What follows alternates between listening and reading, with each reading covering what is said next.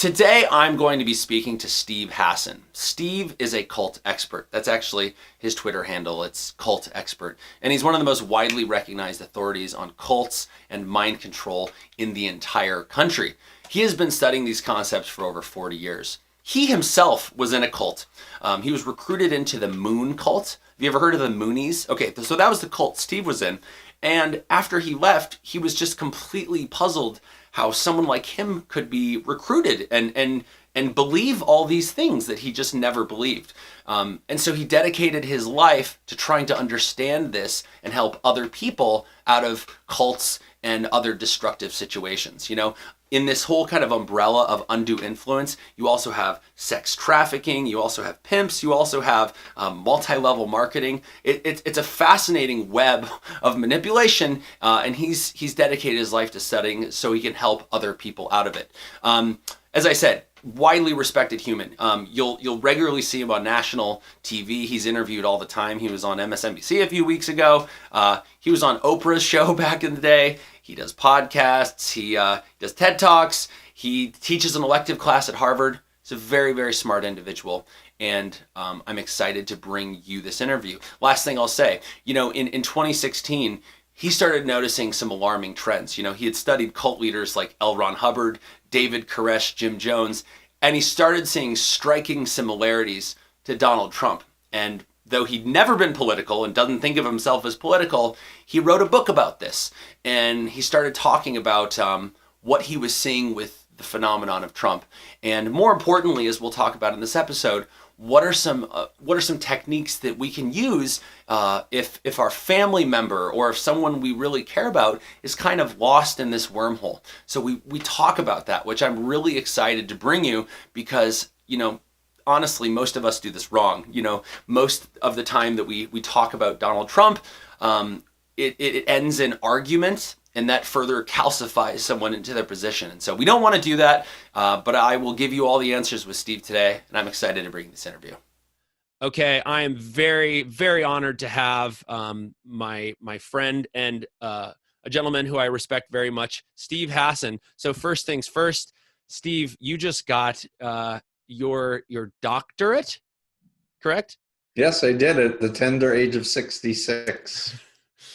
Incredible. And we'll probably get into that a little bit today. But as I said in my intro, you know, I was familiar with Steve's work a long time ago. I got obsessed like many people with how crazy the cult of Scientology was. And you can't do any search of this content without coming across Steve's work. He's been seminal in this field for a very long time. But let's kind of start from your origin story. How did you get into this work? Basically, I was a 19-year-old upper junior at Queens College. I was dumped by my girlfriend. I was a creative writing major, I should say.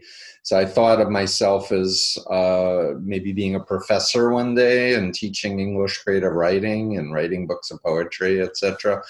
But my girlfriend dumped me. I was kind of low. The new semester was starting, and I was recruited into a friend group of the Moon cult.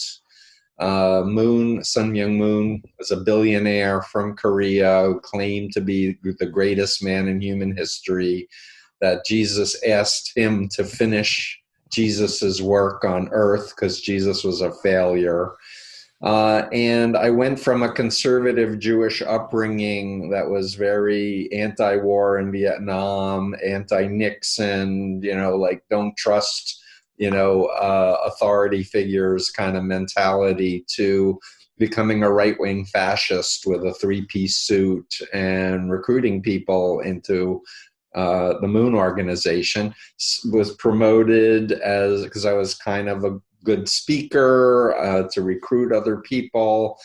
And then I got out because I fell asleep at the wheel of a van and almost died, and surfaced at my sister's house, and my family had been looking for me for over a year. And my father pounced with some ex-Mooney deprogrammers, took my crutches away and said, "We want to talk to you." Yeah. And I was so brainwashed, I was so fanatical that I looked at it as Satan trying to test me. And of course, I was going to succeed. And my father, though, cried and said, what would you do if it was your son who dropped out of college, quit his job, donated his bank account, and got involved with a controversial movement? And I stopped and I thought about his pain, and I looked at it from his side, and I thought, oh, he thinks that I'm really brainwashed, but I know that I'm not. But I said, I think I would do what you're doing right now.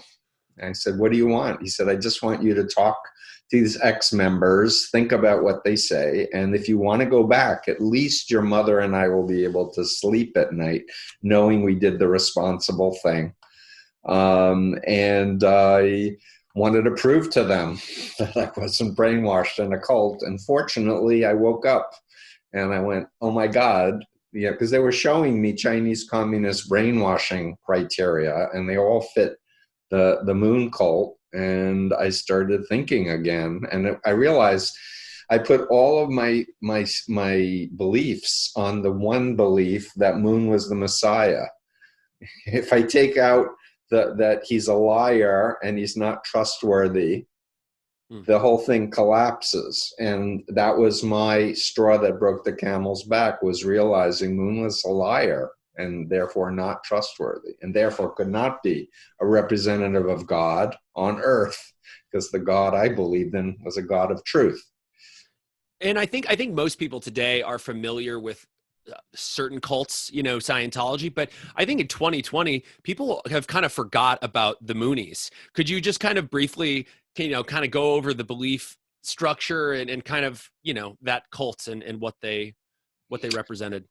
Sure. So the Moonies were, as it turned out, after I got out of the cult, there was a congressional subcommittee investigation into Korean CIA activities in the United States, and the Moonies were named. And while I had been a leader and I gave over all these internal documents of Moon's speeches to the committee, I really didn't come to understand the true nature of how the Moonies came into existence until I read the entire congressional report, which was 11 volumes long. And I realized that back in the early 60s, there had been 2 coups in South Korea. North Korea is a political cult with brainwashing and still do their people.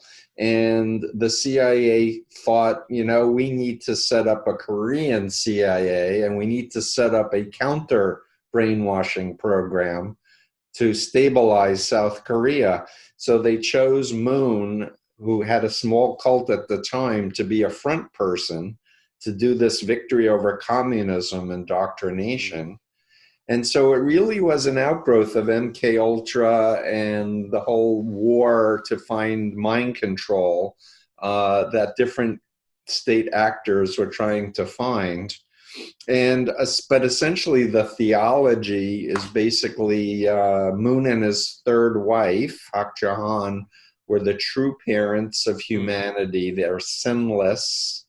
Adam and Eve fell away from God because they had sex with, Eve got sexually seduced by Satan, and then she seduced Adam. So this blood lineage purification thing has to happen. And the Moonies got fame because Moon would do these mass weddings where members would be told who they're going to marry. They'd have 5 minutes to agree to God's choice for them. They would be all lined up, and I think he did 30,000 couples at one time in a stadium. So people have seen these images and they go, oh, that's crazy. That's obviously a cult. Yeah. But what they don't understand is how involved the Moonies have been and still are in politics, and particularly right-wing politics and anti-democratic notions. So as a Moon leader, I was told by Moon personally how democracy was satanic. He even said to a group of leaders, when we take power in America, we'll amend the Constitution and make it a capital offense for people to have sex outside of their unification designated marriages, which at the time I thought, what a great idea, because we need to save the world. We'll send people to the spirit world and we'll save them later. but Right. we'll take their physical bodies away from them so they don't interfere with our takeover of the world. It's fascinating when I listen to you speak, because, you know, everybody knows cults exist. Like the cults are popular documentaries to watch. You know, the Scientology documentary is well known, and everybody knows they exist. But if you were to ask those people, does mind control exist? I don't think people grasp that mind control isn't just some Hollywood storyline. Mind control is a thing. So, two-part question: could you expand on that? And the second part, so much of your work and even getting your, you know, your doctorate has been trying to improve the justice system's understanding of these things, because they have that same cluelessness that I just described. Can kind of expand on that for me. Yeah, so words are the tools we use to think. And words like brainwashing have been used in so many different ways by so many different people that it can be pejorative, but it could be used in a flippant, positive way as well. And the same thing with mind control. So there's terms like thought reform, coercive control. Now, predatory alienation is a new term that we're trying to use. But undue influence is a very old term, hundreds of years old in British law, that basically describes someone exploiting someone else to take advantage of them. Mm-hmm. And the law, for the most part, looks at taking money or property away as the demonstration of mind control. And what I've come to understand, and what I did in my doctoral dissertation, is try to connect the dots with all these concepts. And most importantly, from the legal point of view, I'm bringing in trafficking, because sex trafficking and labor trafficking talks about fraud, force, and coercion. And it's inclusive in the same construct of essentially predator and prey. Right. You know, somebody's exploiting somebody else. And with the term cult, like I'm in the book, The Cult of Mac, for example. Cult of Mac, how were you in the book? Well, I was interviewed by the writer, and he said his editor needed to interview a cult expert, and I said, I'll do the interview, but I own several Macs, several iPhones, and I've only used Apple. I've never, used PCs. So what I'm trying to convey is the idea of a cult doesn't automatically, in my mind, mean a destructive cult or an authoritarian cult. Right. It just means you're passionately into something. Yeah.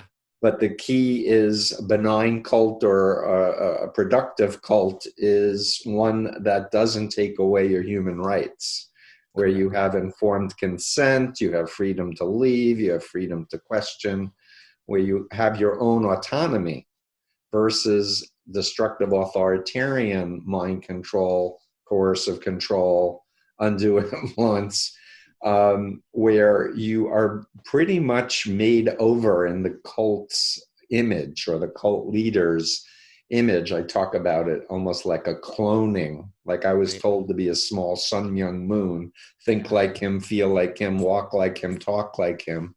So the notion in psychology, in the Diagnostic Statistical Manual, DSM-5, the latest version, there's a section of a dissociative disorder that talks explicitly about cults and brainwashing and coercive persuasion.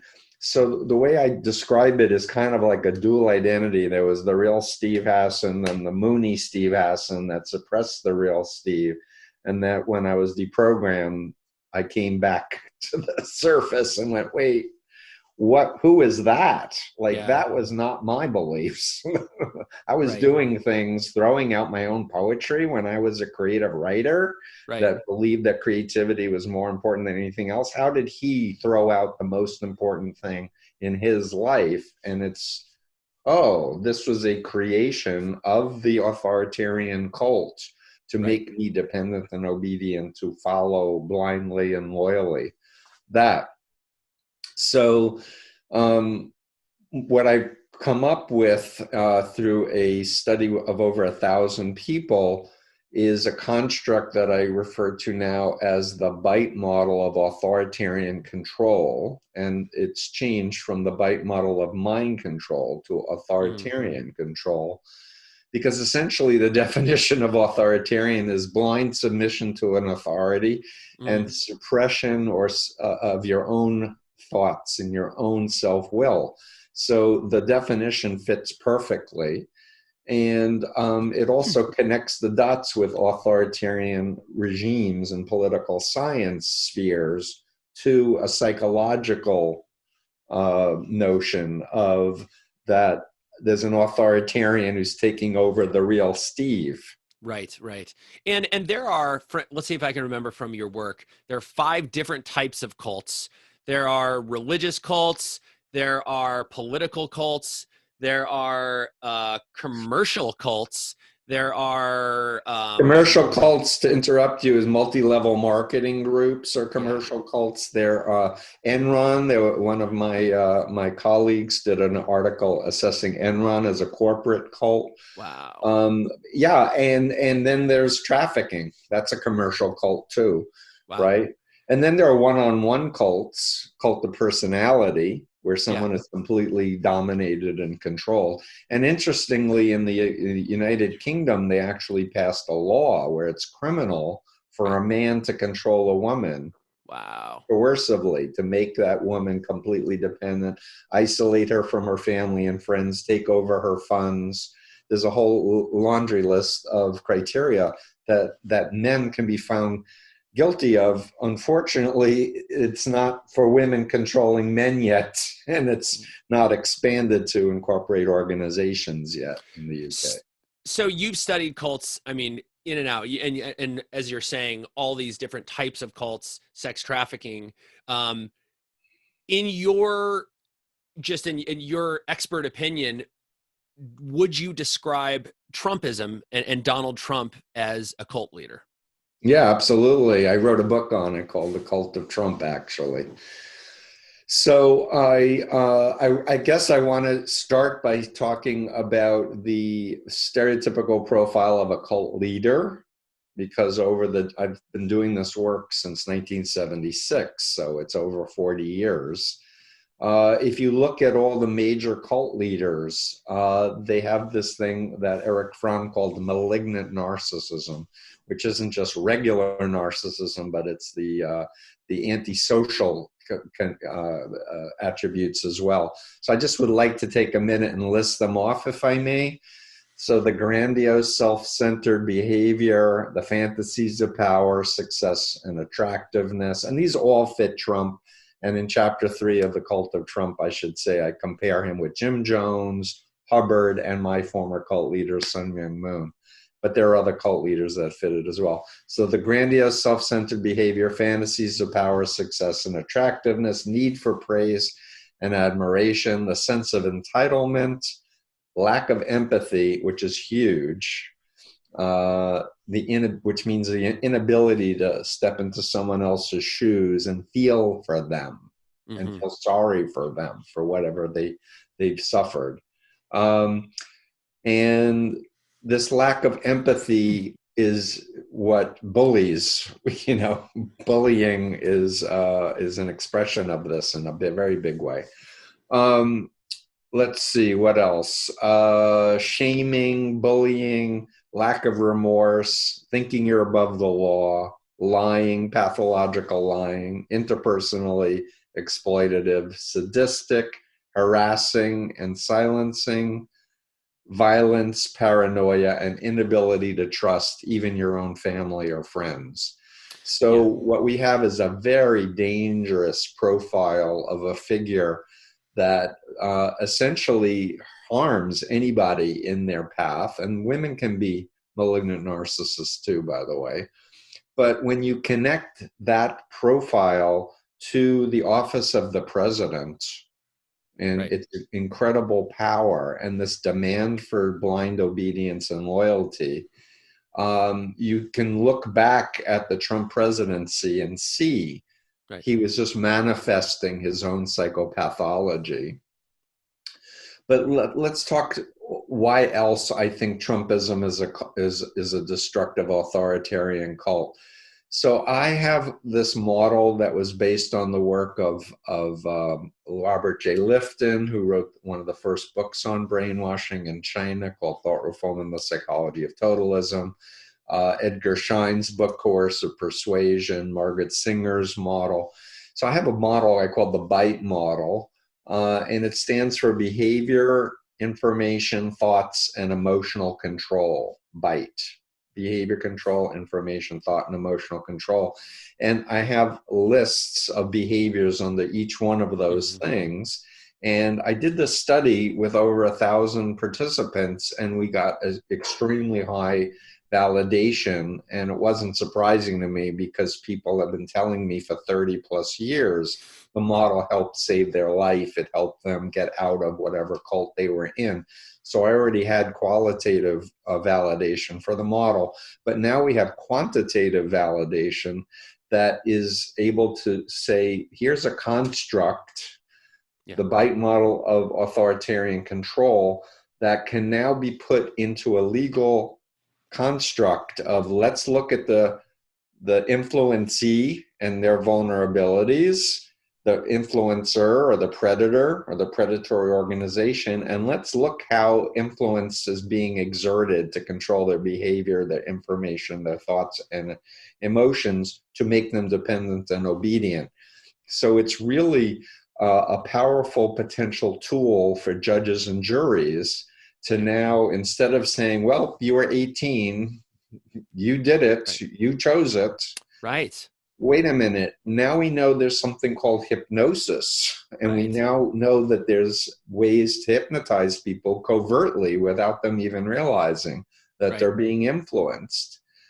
Let's look at that, because there are a lot of very good people who are being taken over in this way because they're watching hypnotic videos or they're going to meetings, etc. So, and I've been involved with a forensic think tank for the last 4 years at Harvard called the Program in Psychiatry and the Law. And I've been very much encouraged by the experts there, the psychiatrists, the psychologists, the attorneys, to that the law really is out of date on understanding social psychology and how neuroscience functions, and in particular, the internet. Well, and that goes right into a phrase I think you coined. It's now your website URL, freedomofmind.org, and a title of a book. But this gets into freedom of mind. And in America, we love our freedom. You know, the First Amendment protects speech, religion, press, assembly, and the right to petition your government. But we need to have freedom of mind. Kind of go into that and why you chose those words. Sure. So my website is freedomofmind.com. I also have a nonprofit called freedomfromundueinfluence.org, which is what I'm using for my research. And I have a lot of other studies I feel need to be done to, again, bring science into this important area. I just lost my train of thought. What were you asking? The phrase freedom of mind, right. Yeah. So what I believe is that people, if they're adults, should be in control of their own minds and not controlled by someone else. So I talk about needing to be in the here and now, in your body, with an internal locus of control, not looking outside to some external authority figure. And using your critical thinking, using your intuition, using your heart, using your gut, and your network of trustworthy family and friends to reality test. And I basically take the position that if something is true, it will stand up to scrutiny. You should be able to question it, poke it, turn it over. And there really is something called facts. You know, there really is something called gravity. You know, you can believe that you can fly, but if you jump off the top of a skyscraper and you don't have a parachute, you're going to be dead. Like, that is a fact. I'm just so infuriated with the media when they say we're living in a post-truth world. I say nonsense. We're living in the age of influence, but truth is still truth. Facts are still facts. And that there's a very important function and beauty to the scientific method. And what is that? The scientific method assumes we don't have the truth with a capital T. It says we have a hypothesis for something, and then we have to test and see whether or not it's validated. And if we come up with a better hypothesis that we can validate, we abandon that and we use that. So, for example, people didn't think that ulcers were created by microorganisms. It was stress, but actually, no, it was demonstrated that with certain antibiotics, you can get rid of, the organisms that cause ulcers. So we change our thesis. Yeah, exactly. Now, when I was in the cult, the Moon cult, we were told that the divine principle, which was Moon's Bible, was the truth with a capital T. It was better than the Bible, that it unified science and religion. And in my mind, I believed it was the truth, and anything that disagreed with it was filtered out automatically. So whereas the scientific method is kind of going like this to keep taking in new information and expanding, when you're in a mind control cult, you're only looking to validate your beliefs. And over time, it gets more and more suffocating, for lack of a better term, and disconnected from what is real. And I really also want to comment a very important social psychology principle is called the fundamental attribution error. And what that means is that the human beings have a bias towards overestimating a person's personality or disposition when they're trying to understand a behavior. They overestimate that and they underestimate the context and the social influence variables. So in other words, why did Stephen get in the Moonies? He was weak, he was stupid, he was uneducated, he didn't come from a good family, he didn't have a good religious education, versus Steve was in a vulnerable moment in his life. He was situationally vulnerable because his girlfriend dumped him. Women were flirting with him, lying to him, and incrementally getting information from him and then using that information to indoctrinate him.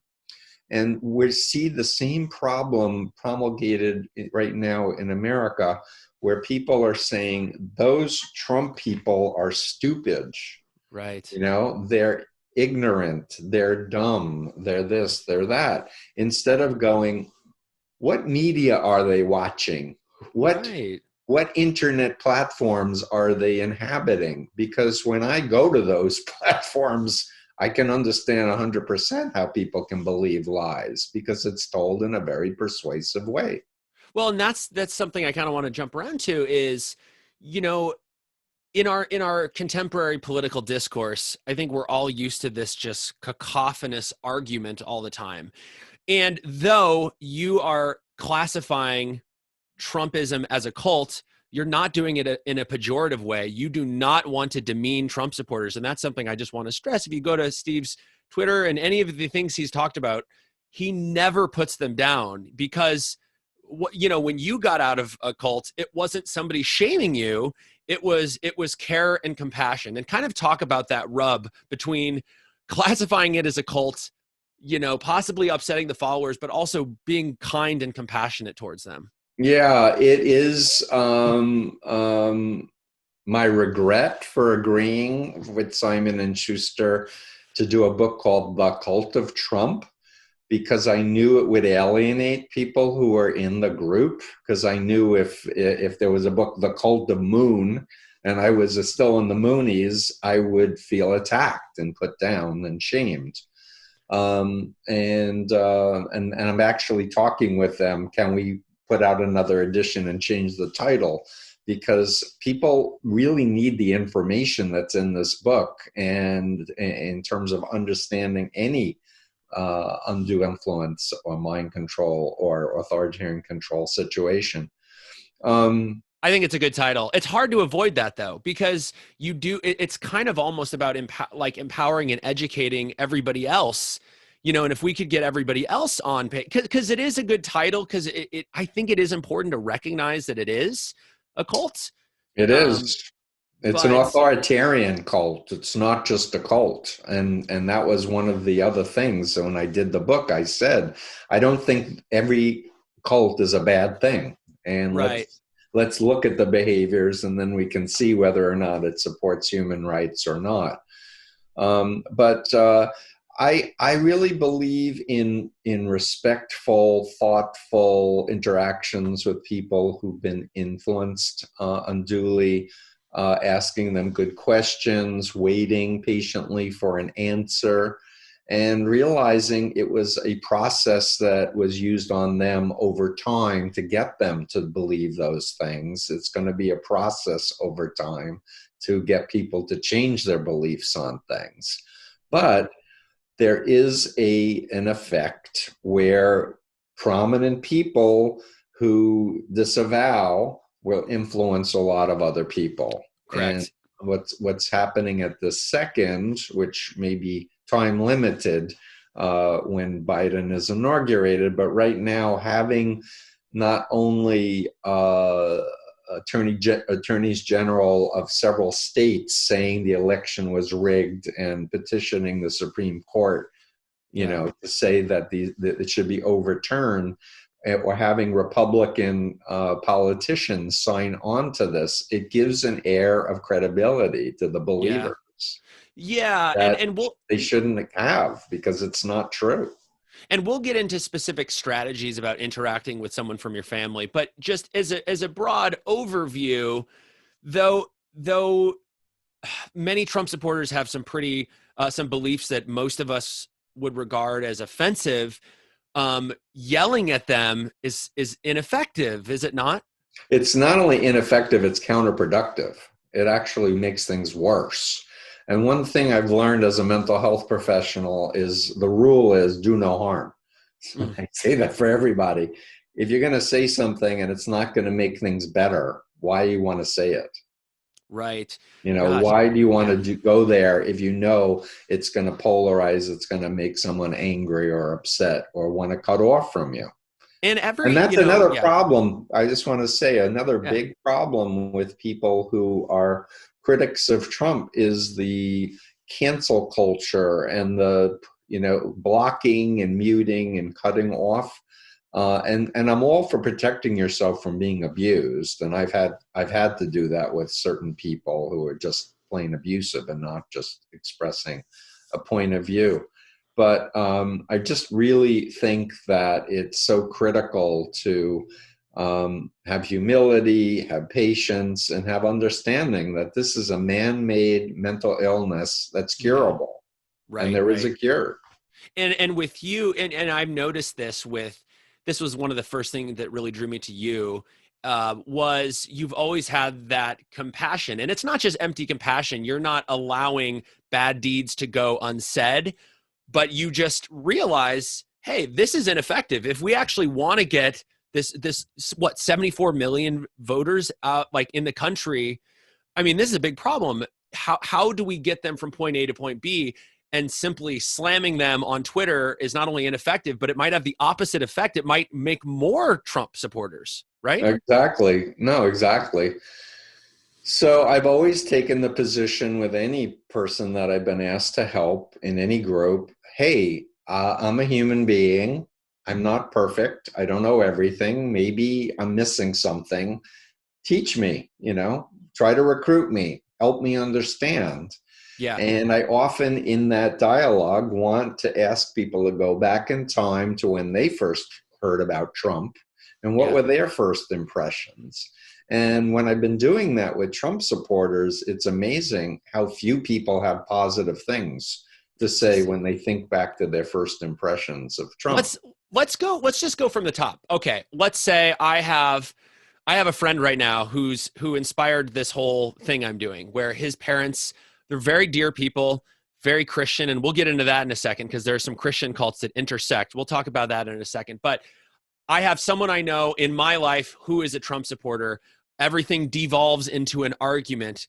How do I have a more productive conversation and possibly get them out of this closed mindset? So I feel the most effective way to help people is through people who they know, family, friends, versus a media or a documentary. And it starts with reconnecting with who they were before they got into the cult.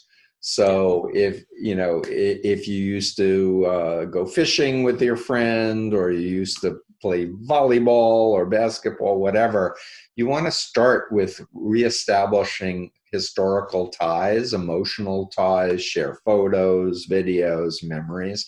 And you can even agree not to talk politics. Right. Like, I miss you as a friend. Can we just put that aside and be in each other's lives again and talk about our kids, or talk about our girlfriends or boyfriends, whatever, as a foundation of rapport and trust building. And then you can begin a process of help me understand how you've come to this position. And Like, let me quickly interject. persuaded you? And help me understand is way different than look at this article. Help me understand is putting the onus on you that, hey, I don't understand. Can you explain? 100%. So I'm going to use a personal story, if I may, a brief one. My father, when I was deep in the Moon cult, read an article that the Moonies had an M16 gun factory in South Korea. My father called me on the phone and he said, "Steve, I hear that Moon has an M16 gun factory in Korea. What kind of messiah has a gun factory?" Right. Which caused me to start chanting in my mind, "Glory to heaven, peace on earth, crush Satan, crush Satan, crush Satan." I said, "We don't have a gun factory. Bye." I left that call angry, persecuted. Satan is controlling my parents, is what I was thinking as a good Moonie. I did go to my superior and I said, "Hey, my father said we have a gun factory. Do we have a gun factory?" "No." Done. Right? And my father never followed up. But I give the story. If my father had said to me, "Hey, Steve, I have a problem. Can you help?" Oh, I would say, "What's up, Dad?" Yeah. "Oh, the neighbor, the neighbor down the block read this article about how Moon had an M16 gun factory. What kind of messiah has an M16 gun factory?" I didn't know how to answer him. Is that true? Yeah. What do I say? I would have said, "Oh, we don't have a gun factory, but let me check." Right. Then I would ask, "We don't have a gun factory." Then I'd call back my father and say, "Hey, we don't have a gun factory." And then my father could do a follow-up and say, "Oh, so that means that the group can sue the Washington Post," which is what I think who wrote that article, for lying, because it's defamation. Right. Are they going to do that? And then I'd have to go back to my leader and go, "Are we suing the Washington Post?" Right. Then I'd want to see the article. Of course. Right? But it would be my father's asking for my help instead of attack. Yeah, and I think a lot about Mark Bunker, who you know. Mark Bunker was a guy I used to watch online, and he was this Scientology activist, like anti-Scientology activist, but he was such a sweetheart. He would go to these Scientologists and like be very cordial and kind, and he never said, "You're stupid." And kind of a thing that I've kind of taken on now from Mark and you is I don't hate Trump supporters. I hate Trumpism. Yes. I don't hate I hate Trumpism too. And I don't, you make the distinction between the person and the behavior or the group that's negatively influencing them. So again, I love Russians. I just don't like Putin and his authoritarian control. Right. And again, looking at people as kind of like prey of these techniques. I mean, you started this earlier, but we are living in the age of influence. I mean, older propaganda models are nothing compared to internet algorithms. Yep. And so, okay, When you say internet algorithms, I want to just do a mention of 3 critical documentaries I think everyone needs to watch: The Great Hack, The Social Dilemma, and People You May Know. oh, people you may Okay, know. I'm that's not on familiar. Amazon. I did a blog on the 3 of them, but essentially, The Great Hack was about how Cambridge Analytica and the Mercers illegally took all kinds of personal data from Americans to use that data, every like you did, every dislike you did, what sites you visited. And they were evolving a profile, and that, to my understanding, now there are 5,000 data points for every voting American. Wow. That's on the dark web. So they know who your friends are. They know if you've gone to a website saying, what do I do if I'm depressed, or how do I help a friend who's suicidal? They have all of those data points. And so, and now there are groups that are organizing this information and selling this information to cults, to recruit people into churches and other groups. So what we now have with cell phones and platforms is 21st century undue influence or mind control that's being exerted on people. Just as a side note, when you were talking earlier, I was thinking about this too, but doesn't it bother you that, and it interjects with Trumpism, but conspiracy theorists, there are conspiracies in plain sight, like what you're describing, yet they get involved in these completely bizarre ones. Does that annoy you? The whole thing is kind of frustrating, honestly, because I've done hundreds of interviews. I've written 4 books. I'm not the only person who's an ex-member, who's an authority on destructive mind control cults. But there is such resistance in the media and in politicians, etc., to the notion that people can be influenced unethically. So I'm more frustrated with the media. I'm frustrated with people who have philanthropic foundations who say they want democracy, and they haven't done their homework on the basics. They're not seeing the dots connecting of, oh, this is about an evolution of psychology and neuroscience connected to the, algorithms and the internet, where people can be manipulated and controlled. Yeah. And what was so fascinating for me to watch in The Social Dilemma was listening to these former executives from Facebook and Twitter and Instagram talking about how the AI algorithms are what's running things. You can dial up, more attention, more money. You can dial it down, but the algorithms are taking over. Yeah. And we're losing to the point where they won't let their own family and their own children be on the internet, right?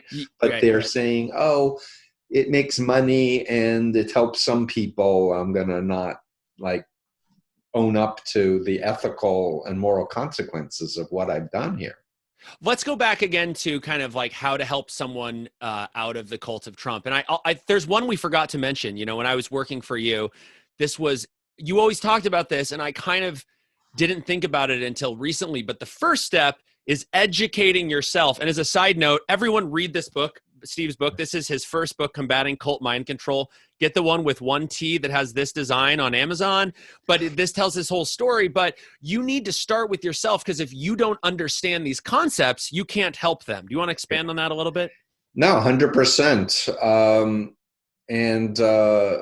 So my book first came out in 1988, and it really was out of date for many, many decades. And I finally bought the rights back and put it out with 1 T. But if you want to influence somebody, do it from a position of knowledge and awareness.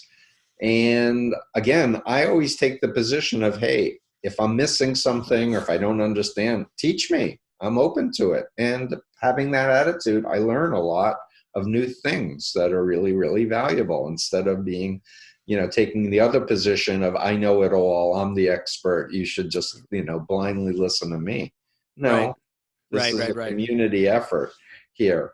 And it stops you. It's funny, like, and it's you've been so kind with me because I have like the little devil sometimes and the little angel where I will get what you're saying. And this is why I'm creating the show, because I want to start taking the higher road. I will know that like I need to be patient with people, but then sometimes I'll just get so angry, like so many of us, and I'll lash out and be mean to people online. And I know it's not productive. But the good thing about the education piece is that when you do that, you kind of change that initial response that you have, so you don't get initially triggered, and then you don't lash out, and then it's so much better to do that. Okay, so educating yourself first, building rapport with someone, and that's mental health 101. When I used to work with kids with autism, they would say for the first 2 weeks, don't do any work, just get them to like you and hang out with them. So building rapport, and then what did you say the next steps were? Asking questions and learning about how they make sense of reality. And in particular, this dual identity notion, before they got into the cult, what were they interested in? Yeah. What were their values? What did they like to do? Are they doing those things now? If not, why not? Right. You know, Steve, you were a creative writing major. You wrote poetry. When was the last time you wrote a poem? Wow. How come you're not writing? You loved poetry, don't you? Right.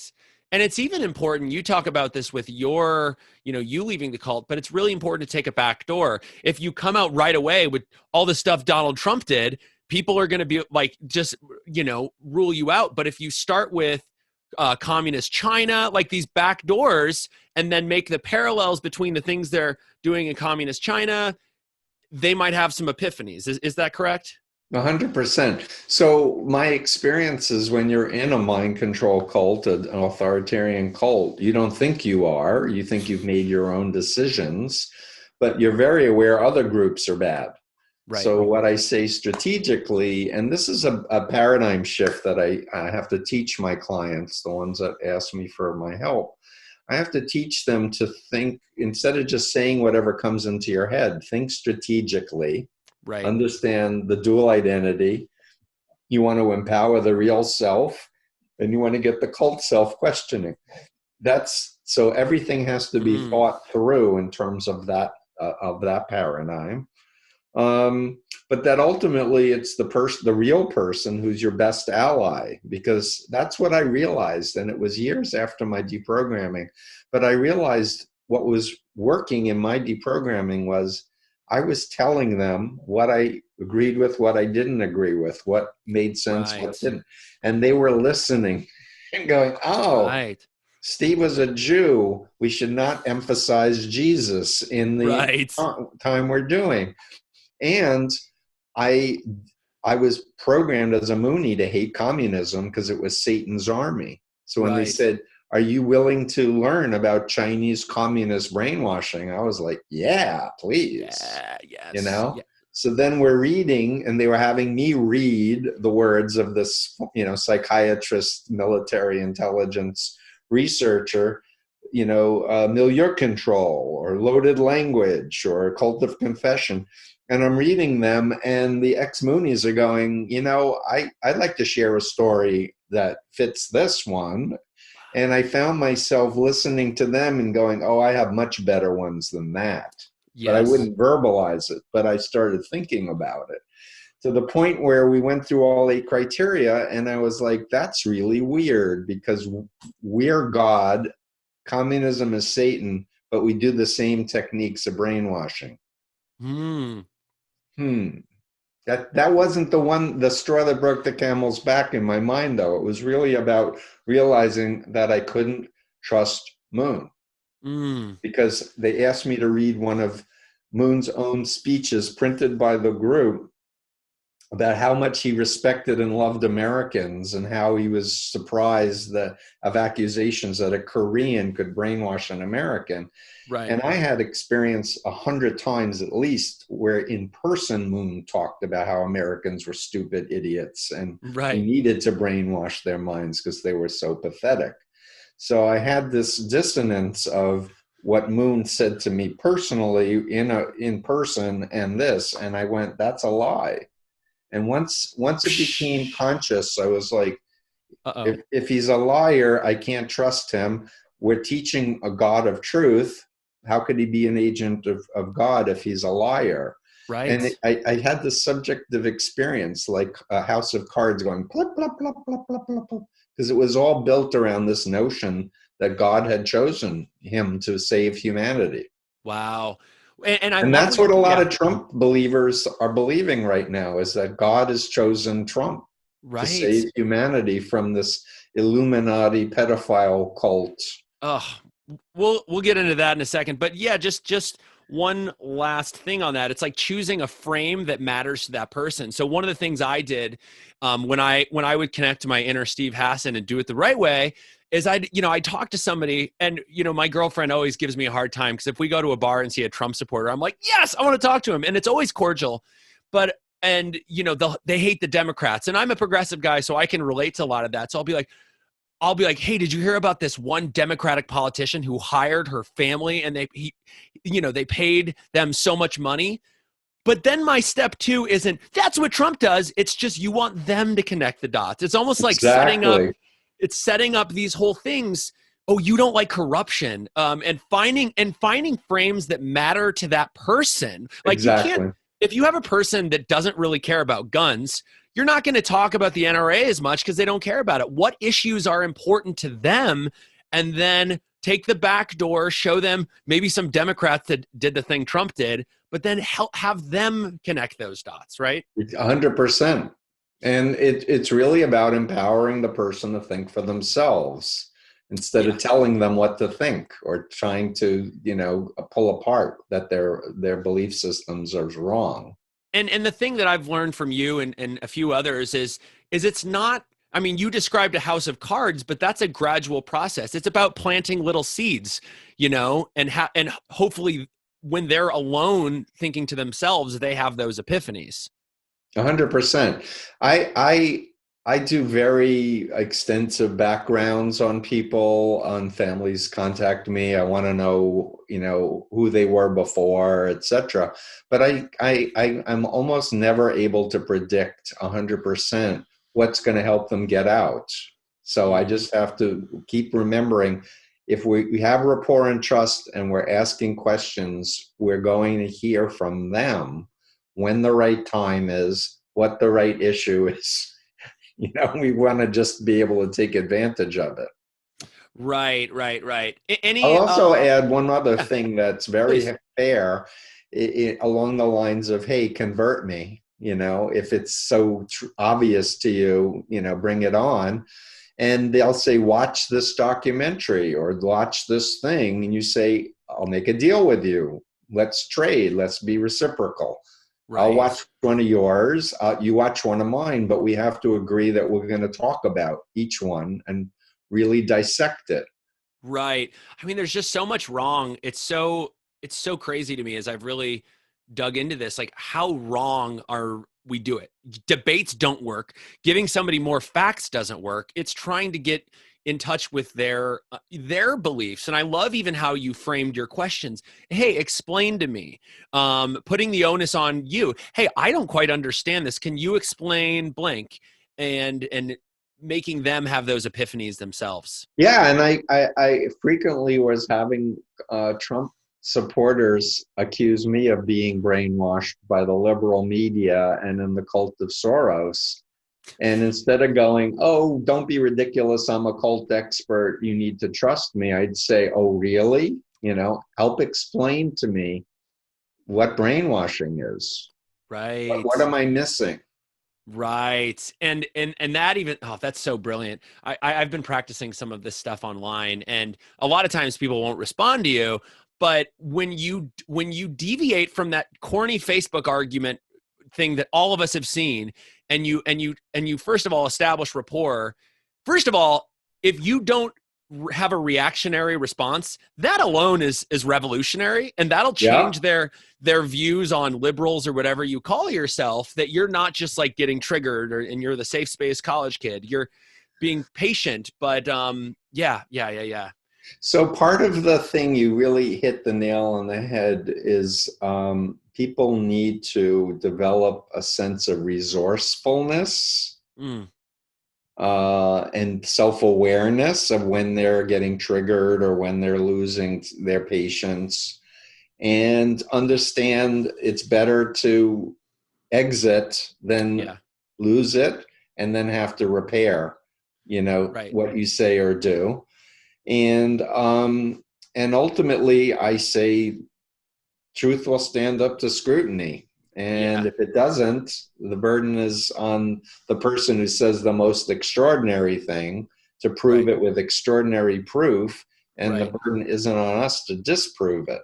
Right. Right. Right. So you say that Trump won the election. Let me see the proof. Right. Show Right. me Right. the evidence. Oh, they found 300, ballots in a garbage can. Okay, but how will 300 ballots influence 306 electoral college votes and 7 million popular votes? Right. Exactly. Yeah. I've been doing a thing when I've been talking to people now. Hey, can you explain? Okay. You think there's election fraud? Cool. Can you, and again, you're never validating their claim. You're just saying, okay, I understand what you're saying. And again, this is a lot of reflexive listening. So a lot of these skills, correct me if I'm wrong, are like what people would advise in marriage counseling situations. I hear you saying, are you saying, okay, cool. Because even that, when people feel heard, that they hear you saying, representing their view with justice, that already is going to open them up. I a lot of Definitely. a lot of I feel statements, but yeah. Sorry, I kind of cut you off No, there. so I'm going to need to go, unfortunately. So I suspect we didn't get through a lot of your questions. Oh, we did. No, we actually did. If you Yeah, want, we can try to schedule another time if there's we're anything we're urgent. gonna have to, because you are a revelation. But yes, thank you so much for talking to me again. My two recommendations to everybody sitting here. I would start with this. You would recommend that too, right? Yeah, absolutely. And then Yeah. freedom of mind, and then the cult of Trump, actually. But the cult of Trump, for everybody, so many of the things that we just talked about today, he really gets into. I have a lot of bookmarks there, so if you can see all those. Um, he goes through the typical profile of the cult leader, but then he also talks about the media and how it's just kind of the perfect petri dish for all of this right now. Yeah, so what I've learned is that there's been decades of very intentional behaviors, like, for example, from the Coke industry people who have a lot of fossil fuels and don't like government regulation. They're going to be fined millions for poisoning the environment, or for not paying the Indians that they were pumping oil off their property. They're spending a lot of money promulgating climate change as a hoax, when Yep, in fact it's overwhelmingly scientifically proven, and people have their own experiences of of global course. climate change as well. And this Council of National Policy, which I did not know about when I wrote The Cult of Trump, but I have since read The Shadow Network by Yeah, Ann Nelson. These are people who've been working for decades using fourth generation warfare, putting people into state legislatures in order to influence, buying up media entities in order to promulgate. I really believe that we are going to need to regulate communication again, yeah, because the fairness doctrine should not be applied to something that isn't factually true. To just right, say, oh, we need to hear the other side. We right, need to hear right, from the Moonies saying, nope, Sun Myung Moon's the greatest man in human history. right, No, we don't need to hear that, because there's no right. proof that that's true. Yeah, and that's a whole discussion we'll have next time, that gets into freedom of speech. So people get very triggered with that. But the internet is a beast that nobody thought about when they were conceiving of that. Um, Right, but yeah, the rule of law is still that you can't yell fire in a crowded theater if there's no fire, because right, people can get hurt. And right, that same thinking is true about people being hurt by public figures and saying violent things. Someone should be strung up, somebody should be shot, etc. That should be a crime. So everyone go to freedomofmind.com. I said .org earlier. That was wrong.